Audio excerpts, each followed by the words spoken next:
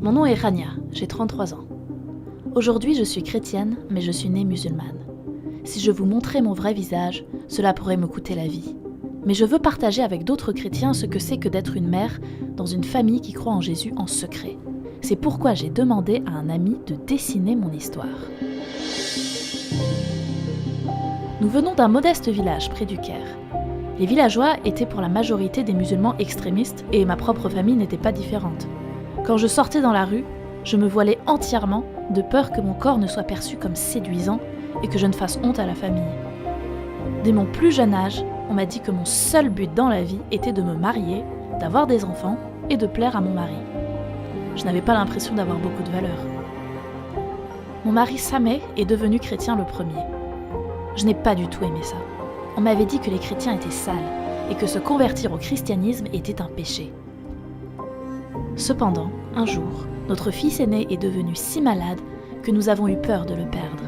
Mon mari a prié pour lui. Je n'ai pas prêté attention. Mais, alors que mon mari priait, mon fils a soudainement cessé de trembler et sa température est revenue à la normale. Il a ouvert les yeux et nous a dit « J'ai vu Jésus sur la croix qui me regardait. Il m'a appelé en disant « Enfant, lève-toi ». Je ne pouvais plus me tenir sur mes jambes. Je suis tombée à genoux à côté de mon mari, pleurant et remerciant ce Dieu que je n'avais jamais connu. C'est à ce moment précis que j'ai donné ma vie à Jésus. On pourrait penser que l'histoire s'arrête ici, et ils vécurent heureux pour toujours. Toutefois, c'était loin d'être la fin de l'histoire. Ce n'était que le début. Notre village était toujours strictement musulman. De l'extérieur, rien n'avait changé. Je ne pouvais pas ne plus porter le voile. Se convertir au christianisme est considéré comme une terrible honte pour la famille. Quelque chose qui, selon les extrémistes, devrait être interdit. Si nous voulions continuer à vivre, nous devions devenir des chrétiens secrets. Notre famille a été notre première église. Sameh et moi étudions la Bible tous les deux. Nous parlons de Jésus à nos enfants et nous prions ensemble. Nous sommes en chemin. Nous n'avions jamais été très proches, mais nous apprenons maintenant ce que signifie se soutenir mutuellement dans le couple. Si vous n'avez pas grandi dans cet environnement, je pense que vous ne réalisez pas à quel point votre vision du monde peut être différente. Les choses que j'ai apprises sur moi-même depuis que je suis jeune, des choses néfastes, sont gravées profondément dans mon âme. Tu n'as aucune valeur, tu dois te cacher. Il faut du temps pour se débarrasser complètement de ces mensonges.